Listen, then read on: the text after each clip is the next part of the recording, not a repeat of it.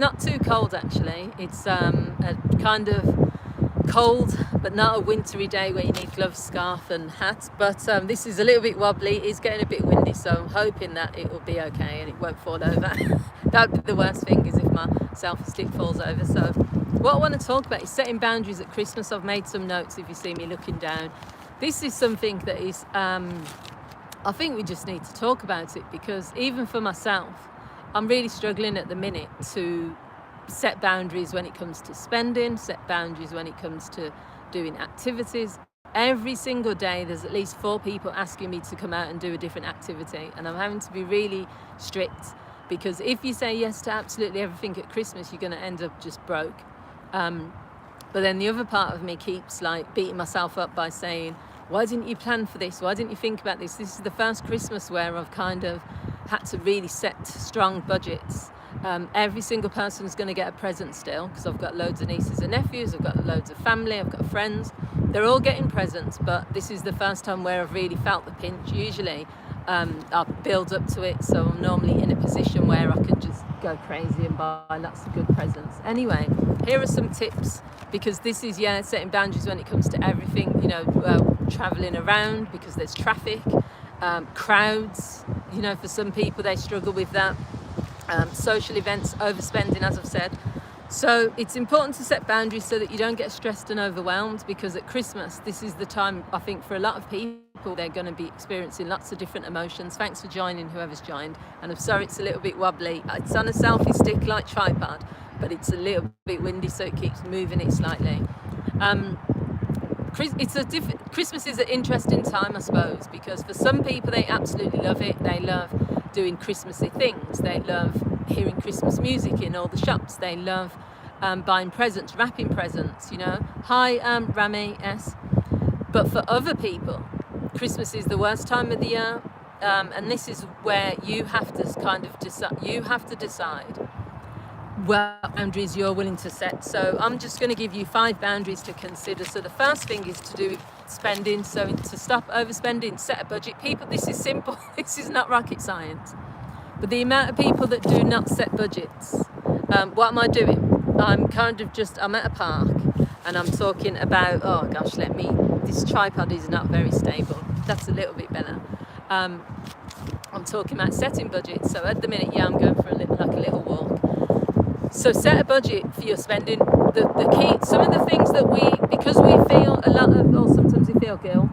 So a good example is that when I'm buying lots of presents for people, you're saying I'm funny, I always think about when they open the present. And even if I've bought the nicest present, but that's the only one I could afford, because I've got like 18 nieces and nephews, I've got lots of brothers and sisters, I've bought 20 presents already. Hi, I'm Sophia, and I've still got loads to buy. So can you imagine buying 20 presents, paying that much money? I always still feel this guilt of, are they going to like it? Have I bought enough? One year, I think I spent about £1,000, but that's because I was getting loads of money as a social worker. I remember I spent over £1,000 on presents, and I still was questioning, are they going to like it? Did I buy enough? I was still thinking about buying more things. So I think the guilt can make you overspend. And especially for people who've got children, if your child has been asking for something and you can't afford it, majority of parents, or lots of parents, will end up getting into debt. They'll end up getting credit cards out. So for me, the biggest thing to think about is set a budget, stick to it, and just buy what you can afford. You don't have to buy things that you can't afford, and you just have to be honest about that. But also, it's not just about the presents, it's also about going out. Everything should have a budget. And if you work it out, if you do a lot of planning of, how much money I'm willing to spend on going to Christmas parties, how much money am I willing to spend on presents, it makes a big difference. It's like today, I've been shopping. Hi, Fasty 4431. I went shopping today, and I always try, when I go to M&S, it's the worst place, Marks and Spencer's, to shop, because everything's expensive, but everything's lovely. The quality, I prefer eating food from Waitrose and M&S, but I can't buy as much food, so I need to go there more often. I still go to Sainsbury's and other places, but I find that the food is not as good quality. So for me, if I just go there with my card, I'll always overspend, and I always have. So this morning and from now on, I'll withdraw a certain amount of cash, and then I buy what I can buy, and then whatever I can't, I can't. So it's about setting a budget. The second thing is, you don't have to say yes to everything. You can accept invites to things. Don't accept invites to things you don't want to go to. That's been my mistake over the years. The minute someone asks me, do you want to come to the Christmas party? Do you want to come out for Christmas dinner?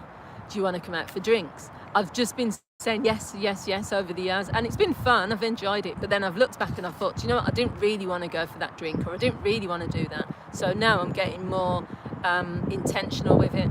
I've been invited to a few parties. There's a few events. I'm going to the German market with my sister and my niece. I've said yes to that. That's because you can walk around that German market and I can choose what I want to spend on that. My sister also invited me to, it was like her boyfriend is Nigerian, so there was this Nigerian annual event, which is a massive, massive event. She told me like the day before, and I just says no. I said, you haven't given me time to get a dress. I'm not going anywhere when my nails are not done and stuff. And I says, and also it's a big event, it's not just a little thing, so I need more notice. And I just said no to that. My friend, she wanted to book dinner. I said yes, but then she cancelled anyway. My other friend is saying she's so busy and so broke that she can't do anything till after Christmas, which I was relieved about, but I was a bit not happy as well because I was looking forward to seeing her. And why would you do things after Christmas? You might as well leave it. But yeah, it's about, you don't have to say yes to everything. You can say no. It's fine to say no. Sorry again about this wobbling. It's because the tripod is moving a little bit. There's a little bit of wind. Yeah, so the third thing, and this is important to avoid overstress and also overwhelm, and that is to delegate tasks. Do you know how many people, thank you Brody, thanks for subscribing and liking this, I really appreciate it. Do you know how many people can't delegate tasks? So whether that's wrapping presents, whether that's buying the food, I know so many people that are saying, I've got all these things to do before Christmas, I've got to do this, I've got to do that. They haven't even considered delegating to someone else to do some of that stuff. If you do too much, you're going to feel really stressed and you're also going to burn out. So Christmas, there is so many activities and so many tasks, food shopping, planning, inviting people around for Christmas Day, even writing up the Christmas cards. Yesterday I got to the point where I was like, not yesterday, a few days ago, where I was just sitting there and I just thought, do you know what, I can just see all this pile of Christmas presents. They're going to take me ages to do. Take it off the list and just do it. So I did it in one go, and it took me about a few hours to wrap every single present. As I've said, I've got 20 presents and that's just finished yet. It took me a while, but they're off the list then. So, but I could delegate things, and I was thinking the other day, what are some things that I need to do that I could possibly, there's a wasp, sorry about that, that I could delegate. Right, the next thing, the fourth thing, so there's only 5 things, is if you're responsible for Christmas Day, whether that's the cooking, the planning and everything, start planning from now. Planning is a key thing. I was listening to Jim Rohn this morning, and I know that people are probably sick of me talking about Jim Rohn. One thing to say to someone is, if you want to, not only with your personal development, but also if you want to gain knowledge, listen to a motivational speaker or a motivational speech every single day. Without fail, I'll listen to something motivational in the morning when I'm getting ready, sometimes at night as well. So Jim Rohn said this thing about planning. He said, if you plan for things, this is going to fall over in a minute. He said, if you plan, I'm going to hold it just in case it falls. If you plan for things, he said, a piece of paper and writing never lets you down, because he said your mood will sometimes not be there, your enthusiasm might not be there, your excitement might not be there. Lots of things can stop you from doing what you want to do, but planning can't, because if you've written something down and you've got a plan, it structures you, but it also never fails you. So that's the same as with Christmas. If you've got so many things that you've got to do and you're feeling stressed, you're feeling overwhelmed, write down all the tasks you've got to do, and then do one task at a time, and then it will feel less overwhelming. And that's the same as with anything really, but when it comes to Christmas, I think definitely there's certain people that are saying, I don't need to write it down, I'll remember all of this, or it's in my mind. And thank you, I think it's Fifth Clone or something, I can't read properly, but thank you for that. So the final thing, and this one, I'm just keeping this a short video today, but I will do more videos related to Christmas anyway, is to visualise and imagine how you want Christmas Day to be. Visualisation is a massive thing. If you watch some of my videos from many years ago, I've talked about visualisation. It's one of the things I do quite a lot. If I've got something coming up, I'll visualise how it's going to be. I'll imagine if I'm going on a date, when I was going on a date in the summer, I visualised how it was going to be, how we were going to get along, and it was a fantastic date. The guy said to me, he said, this is one of the best dates I've been on, and I didn't do anything different, but it was just in my mind, I visualised and imagined how I wanted it to be, and then I put that into practice. So if you don't happen to like that, it depresses you. Yeah, some people don't like Christmas, and that's the point. You don't have to like Christmas. In fact, this is one of the times of the years where a lot of people feel quite sad, they feel quite lonely, they feel depressed. The whole like Christmas songs and having to put on an act if you're not feeling like that is very it's not very good for lots of people. So I'm not saying to anyone to force and put on an act. I'm just talking about some tips that can get you through it. And I will be talking about feeling stressed at Christmas, feeling depressed as well. And the final thing, so the visualization thing is really just to close your eyes.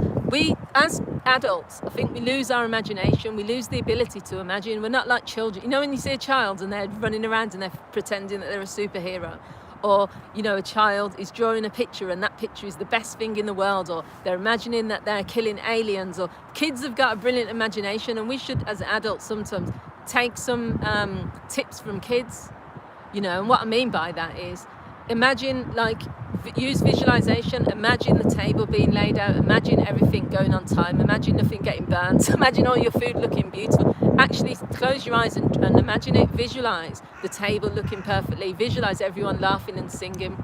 A few years ago, probably 5 years ago now, I used to go to my sister's for Christmas dinner. How many sheep have been killed for that coat? This is not real. This is not real sheepskin. I wish. I couldn't afford. If a real sheepskin coat would cost like probably 500 or more, this is fake fur, so no sheep have been killed. This is just wool. No, it's not even wool. It's I don't even know what it's made of, but I know it's not made of sheep because it's not real. But anyway, I appreciate that some people are against fur and things like that. I don't wear real fur. I can't really afford it. So. Visualize the best type of Christmas you're going to have. As I was saying, about 5 years ago, I went to my sister's. We had the best time.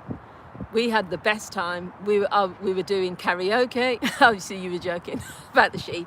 It does look like a sheep, though, the colour. We were doing karaoke songs. We were drinking. We just had a fun time. There was no arguments. I think it was the first time I've been to my sister's, because there's always loads of us, where no one has fallen out. There's been no incidents. It was absolutely brilliant. And I think because if you visualize the type of day you want to have, the type of Christmas you want to have, the type of life you want to have, then you can't go wrong, because what you're doing is you're putting it at you're telling your brain this is possible. You're having an image of what you want things to be like, and normally that image can then come true. So thanks for watching, everyone. It's getting a little bit windy, as I've said. I really appreciate everyone that has watched on this live stream. Hi Brinkleberry. Next time I'll do the live stream, it will be indoors, but I'm going to be going live every single Monday or Tuesday. It will depend. Thanks Gracie Smith, thank you. So it will be I'll be going live on Monday or Tuesday every week. You can also check out my other channel, which is, this is my business page, but obviously my other channel is called Marianne Living Life. And the reason I set that one up is because obviously this is more business stuff around stress, around anxiety. It's everything related to counselling, because I'm a counsellor. But then on my other channel, I'm based in, where I am at the moment is, it's like a stadium. It's one of the biggest stadiums in Europe, I think. This is what's it called? Alexander Stadium. This is not far from me, so it's not far from my house. In the summer, I go for walks around here. I've made a few videos when I was doing the 5k a day walks. I did it around here. But it's a nice place to be, because there's a lake, you've got benches. It's just a nice location. So someone's put, my eyes are deeper than, anyway, let's just finish this live stream. As I've said, you can check out my other channel, which is called Marianne Living Life. That channel is about me trying on winter coats. It's about me going on short breaks. It's about me living life. That's what it's called, Marianne Living Life. So it's very different to this one. But I appreciate everyone that has subscribed to this channel and also continues to watch these live streams. If you want to make a counselling inquiry as well, you can go to my Facebook page. You'll see all the details on there. Have a great week, everyone, and I'll speak to you soon. Bye.